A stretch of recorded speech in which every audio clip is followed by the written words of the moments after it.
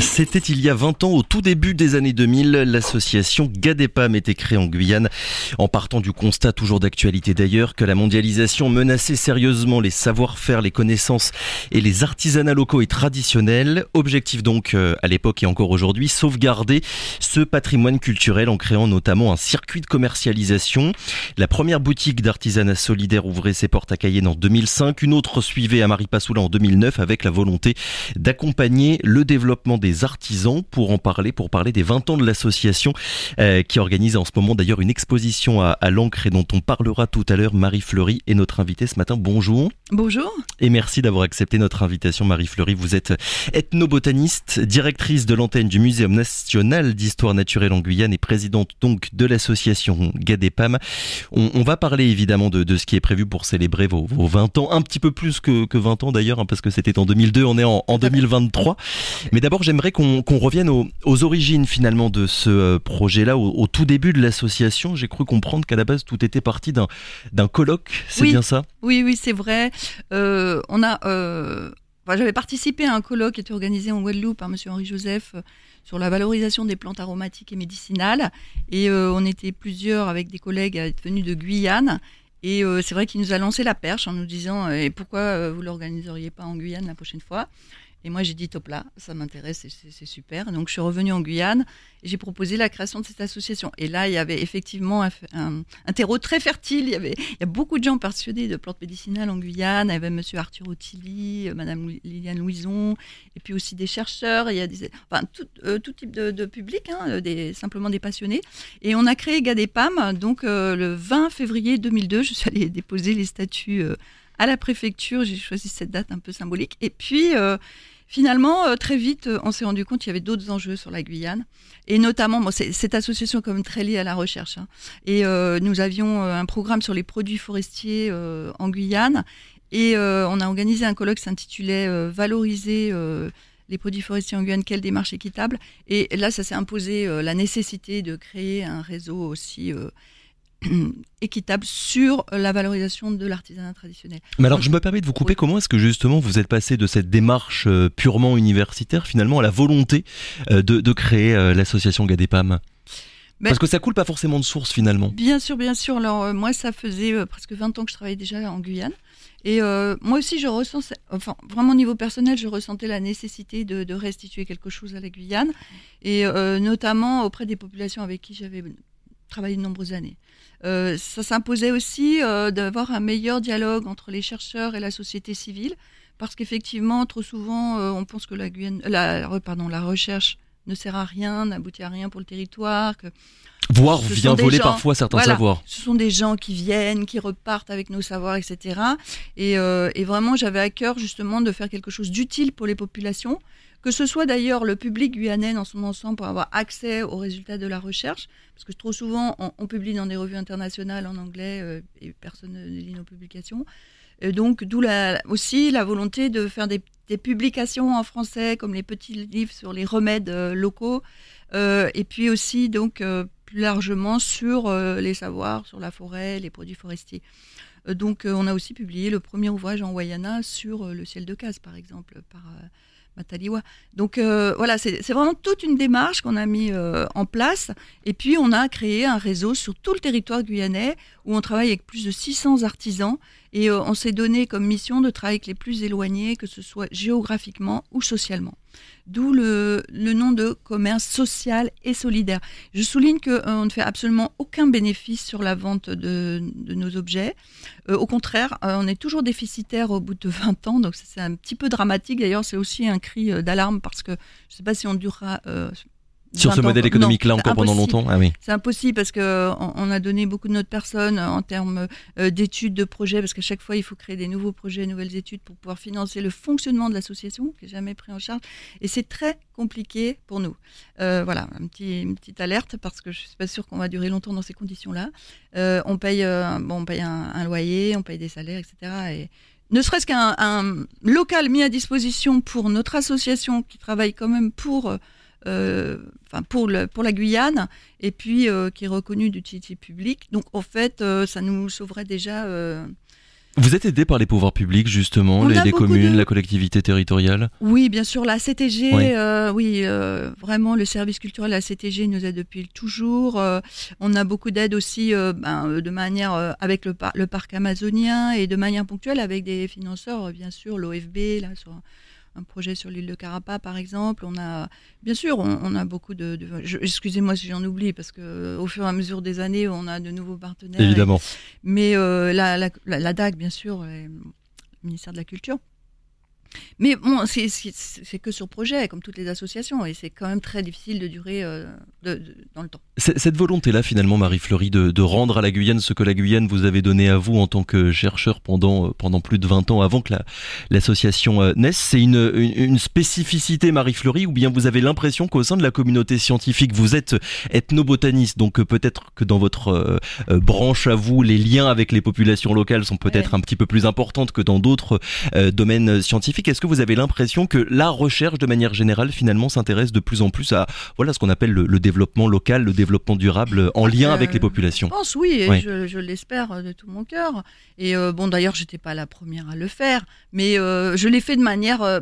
souvent, c'était sur le plan politique. Je pense à Jean Hureau, à Pierre et Françoise Grenand, on avait un gros investissement au niveau politique publique, etc. Moi, j'ai voulu y ajouter quelque chose de concret, c'est-à-dire par rapport à l'artisanat traditionnel notamment, faire en sorte que, parce que je travaille avec les Yalouko, les Wayana particulièrement, et je voyais des magnifiques objets qui étaient fabriqués sur le territoire, et malheureusement, à Cayenne, on ne les trouvait pas, ou très très rarement. Il n'y avait pas de point de vente, finalement. Et la plupart, il y avait eu, mais ça n'existait plus, il y a eu Kawaii dans les années 90, qui n'existait plus, etc. Et je me suis dit, ah non, mais on ne peut pas laisser faire ça, c'est vraiment un patrimoine de l'humanité qu'on est en train de laisser disparaître parce qu'il n'y a pas de débouché économique. Et souvent, dans les commerces, on vendait des objets, évidemment, qui sont faits ailleurs parce que c'est beaucoup moins cher d'acheter au Suriname et au Brésil. Et je le comprends, du point de vue commercial, c'est évidemment plus intéressant. Donc nous, on a pris la tâche, et combien difficile, de ramer à contre-courant et de se dire non, nous on va travailler qu'avec des artisans qui vivent en Guyane et on va valoriser leur artisanat de manière à ce qu'ils puissent enseigner ensuite à leurs enfants, que ça donne envie aux jeunes. Et ça a bien marché, oui, parce qu'on a eu une explosion en termes de productivité et c'est ça qu'on a voulu montrer aussi à travers l'exposition. On va en parler. L'évolution de cet art à travers les années et c'est magnifique. On va évidemment parler de cette exposition du coup qui a commencé depuis quelques semaines à l'Ancre, mais d'abord, et parce que j'ai prononcé le gros mot, on va dire ethnobotaniste. J'ai cru comprendre que c'était les liens finalement entre les plantes et les sociétés. Plus précisément, c'est quoi? Qu'est-ce que vous faites C'est très large l'ethnobotanique, surtout que moi j'ai beaucoup évolué dans ma pratique professionnelle. Parce qu'au départ, je suis pharmacienne, donc j'étais plutôt intéressée par les plantes médicinales, mais en vérité, j'étais intéressée par la culture. Et quand je suis arrivée en Guyane, j'ai commencé à travailler avec les Aloukou, et je tiens à les remercier d'ailleurs parce que c'était une formidable collaboration et vraiment c'était magnifique. Et en fait, très vite, je me suis rendu compte que non, sur le terrain, les choses n'étaient pas divisées. On ne parle pas de plantes médicinales, on ne parle pas de plantes aromatiques ou de plantes alimentaires, etc. C'est des plantes et puis surtout, c'est des usages qui sont partagés. Les plantes, elles vont servir à la fois parfois ornementation et puis en même temps, on va s'en servir pour faire des bains ou pour l'alimentation. Et puis on sait ensuite qu'elles servent aussi au niveau médicinal. Donc en fait, c'est très large. Donc moi, j'ai pas voulu diviser non plus. Mon étude, elle était très large. J'ai fait une étude ethnobotanique, c'est-à-dire tous les usages, les pratiques et les savoirs qui étaient liés aux plantes chez les Alouko. Et quand je suis arrivée avec mon petit sujet de thèse sur 3 ans, on m'a dit non mais Marie, ne rêve pas, t'en as au moins pour 10 ans. Bon, vous voyez, Et ça fait un peu plus longtemps finalement que vous travaillez sur la question. Oui. Et d'autant plus que j'ai élargi avec l'étude chez les Wayana. Oui. J'ai aussi un peu travaillé chez Kania, mais surtout chez les Wayana. Et du coup, oui, effectivement, c'est très très très riche. On peut y passer toute sa carrière. Vous voyez, moi j'ai passé toute ma carrière en fait. On va quand même dire quelques mots pour celles et ceux qui nous écoutent et qui ne connaîtraient pas encore votre association. Qu'est-ce que vous faites? Parce que ça n'est pas qu'une boutique, il y a tout un travail derrière qui est fait. Voilà, parce que la boutique c'est un peu la vitrine. Donc, tout le monde connaît Gadepam par la maison de l'artisanat traditionnel et des produits naturels de Guyane, qui est située au 11 rue Pigeon à Cayenne. Et en vérité, c'est une vitrine, et c'est ce qu'on voulait faire, mettre en place une vitrine de ce qui se fait en Guyane. D'ailleurs, on essaie de vendre tous les produits qui sont y compris cosmétiques, qui sont fabriqués par des artisans guyanais. Évidemment, il faut qu'il y ait des critères. On a toute une charte éthique qui est sur notre site internet. Oui, une longue charte. Je l'ai lu, il y a 10 points qui sont assez fournis pour guider votre manière de faire. C'est un peu notre âme, hein, c'est notre ADN, comme on dit maintenant. Et en fait, on essaye aussi de montrer des produits qui sont initiés par les Guyanais sur le plan cosmétique, aromatique, etc. Parce que c'est aussi une manière de les aider, de les promouvoir. Et donc, en fait, ça, c'est une partie de nos activités. Et puis, il y a une grosse partie de nos activités aussi qui réside dans des études. Là, en ce moment, on a fait une étude avec les Wayampi de Trois-Sauces sur leur huile de carapa, parce qu'effectivement, c'est parti d'un constat qu'eux, ils avaient beaucoup de carapa à Trois-Sauces. Ils fabriquent encore l'huile de manière traditionnelle, elle est excellente, leur huile. Nous, à Cayenne, il y a beaucoup de gens qui demandent de l'huile de carapa. Et même constat, souvent au marché, on trouve des huiles, mais on ne sait pas quelle est l'origine, ni quelle est leur fabrication, si elle est coupée, si elle est entière. Et donc, on s'est dit, mettre en vente un produit vraiment purement guyanais, en plus très traditionnel, et offrir des débouchés aux jeunes qui n'ont pas toujours de débouchés économiques. Et l'huile de carapa, c'est long à faire, mais enfin, voilà, c'est quand même quelque chose de très réalisable. Et on peut aller chercher les graines en forêt, fabriquer l'huile et la commercialiser. Je me disais que c'était intéressant de tout point de vue, c'est-à-dire que nous, ça nous permettait en Guyane de bénéficier d'un produit local, parce que plus avec la mondialisation, comme vous l'avez souligné, on cherche ailleurs des produits que parfois on a sur place, et que la forêt regorge de ressources extrêmement riches, que les populations de Guyane regorgent de savoir-faire traditionnel.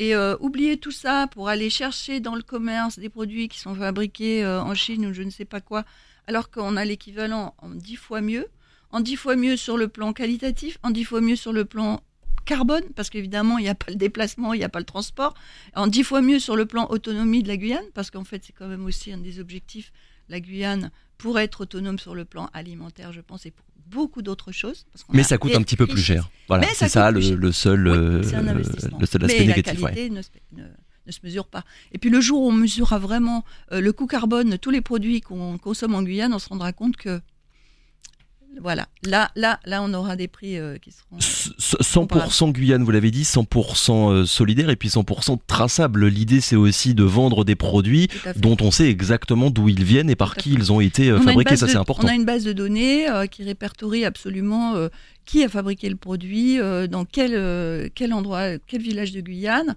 Et donc, on sait pertinemment, parce que notre souci, c'est de ne pas revendre des produits qui sont fabriqués ailleurs. Vraiment, ça a toujours été notre souci, parce que ça aurait été la facilité, évidemment.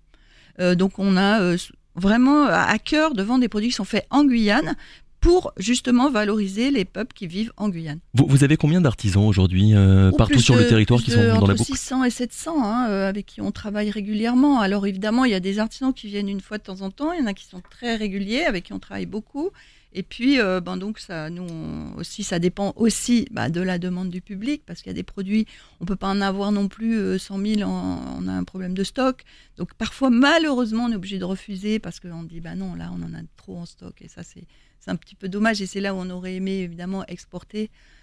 Alors, on a mis en place un site Internet, de manière à être en mesure de vendre sur Internet également pour tous les amoureux de la Guyane qui vivent ailleurs dans l'Hexagone ou ailleurs dans le monde. Alors, on va parler, parce que si vous êtes avec nous ce matin, c'est évidemment pour parler des 20 ans de l'association, mais aussi de cette exposition qui a commencé depuis plusieurs semaines à l'Ancre. Ça s'appelle Aloukou Yana et ça veut mettre en avant les interactions culturelles entre les Aloukou et les Wayana, c'est bien ça ? Oui. Alors ça, c'est vraiment quelque chose qui me tenait à cœur depuis longtemps. Ça fait plusieurs années en fait qu'on prépare cette exposition et on a mis du temps parce qu'il c'était aussi, il nous fallait des pièces donc on a conservé des pièces et surtout on a fait refaire des pièces à l'identique, donc des facsimilés de pièces des années 30 et 50. Alors moi je me suis basée sur l'ouvrage de Jean Hureau qui s'appelle Africains de Guyane et donc on a fait refaire par exemple des plateaux à riz, des pagaies, des peignes qui étaient identiques aux modèles qui sont exposés dans l'ouvrage de Jean Hureau. Et puis comme c'était pas vraiment suffisant pour la partie Tembe, j'y ai ajouté quand même des produits Saramaka parce que c'est en termes de Tembe, ils sont quand même très productifs. Et donc on a une exposition qui se déroule en plusieurs modules en fait. Et donc dans la première salle, il y a une première allée avec les panguis, de manière à respecter la tradition des Aloukou quand on accueille les visiteurs. Ensuite on parle de la valeur aussi symbolique et culturelle du Pangui dans la culture. Ensuite, on a un village à Luku, mais entre guillemets, parce que bien sûr, c'est plutôt un village Bushinangé, mais on a mis des grandes photos de Jean Huro des années 50 pour nous replonger dans l'atmosphère des villages à Luku des années 50, et avec des objets identiques à cette époque. Donc, très, très beau, évidemment, mais on voit vraiment que le style aussi a beaucoup évolué depuis.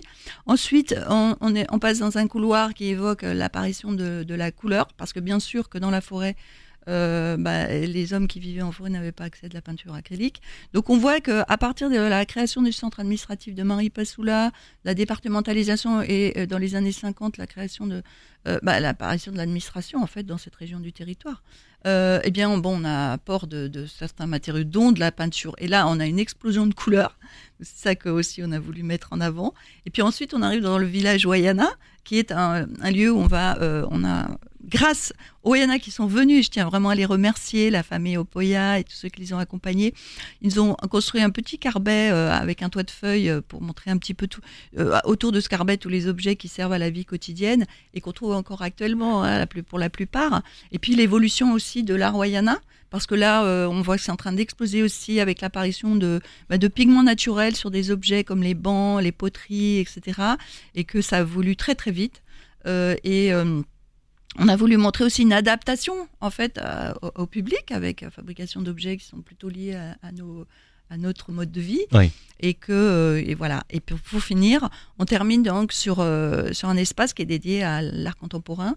Donc que ce soit à Wayana ou à Luku, avec des œuvres vraiment majestueuses que ce soit en ciel de case, malouana ou en tembé, mais avec des supports différents, du tembé sur bâche, du tembé avec des sables colorés de Franck Amété. Oui, pour montrer que ça bouge finalement, que rien n'est figé. Et que, avec cette technique très particulière et vraiment on voit qu'on est vraiment dans l'art contemporain. Et c'était aussi pour montrer exactement que, en fait, la frontière on parle toujours d'artisanat traditionnel et d'art de l'autre côté. Mais non, en fait. C'est un continuum et que de toute façon tout ça c'est de l'art parce qu'à partir du moment où on crée, on est un artiste. Donc c'était aussi ça le message qu'on voulait passer, en plus d'un autre message quand même que je tenais à signaler sur les ondes, que Aluku Yana, pourquoi intituler cette exposition parce que c'est un terme que je n'ai pas inventé. Non, je n'ai pas inventé le terme Aluku Yana.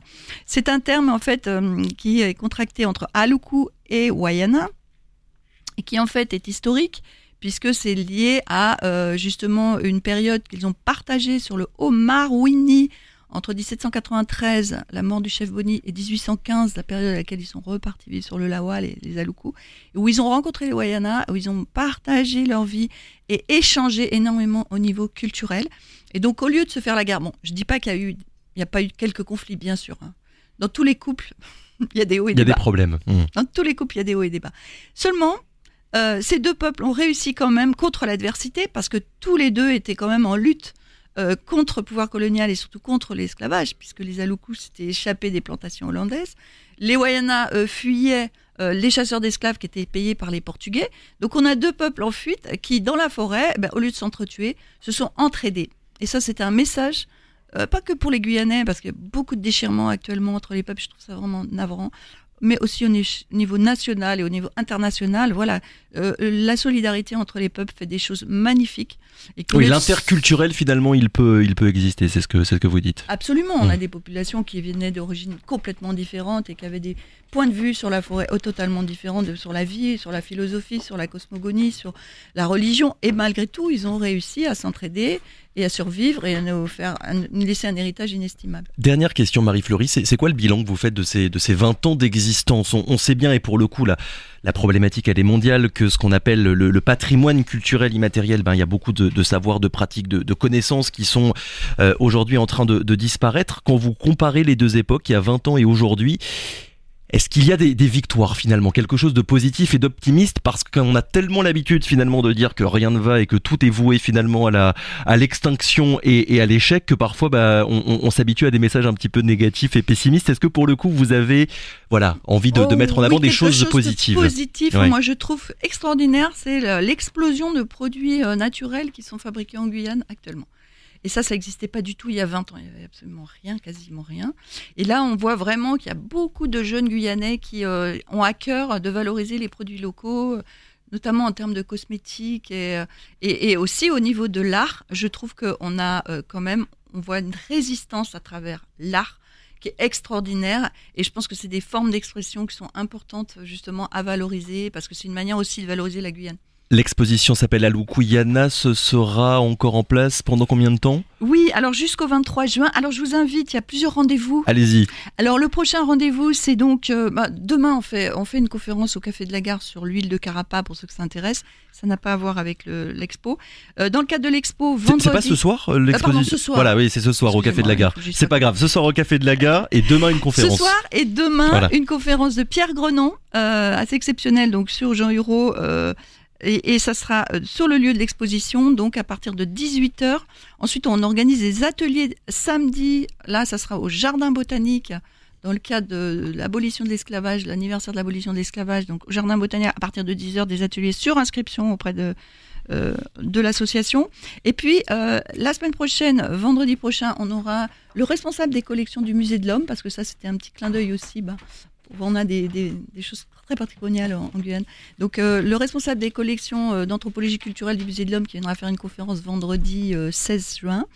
Et le 22 juin, on aura la chance d'avoir Carlos Adaoudé. Et pour la clôture de l'exposition, il viendra nous parler du Tembe. Alors, surtout à ne pas manquer, il vient de Papaïchton spécialement pour nous parler du Tembe. Donc, voilà toutes les informations sont évidemment retrouvées sur tous les réseaux de l'association GADEPA. Merci beaucoup Marie Fleury d'avoir été avec nous ce matin. Je le rappelle donc, ethnobotaniste et présidente de l'association GADEPA. Merci encore, joyeux 20 ans et à bientôt. Bonne journée. Merci, au revoir. Radio Pays.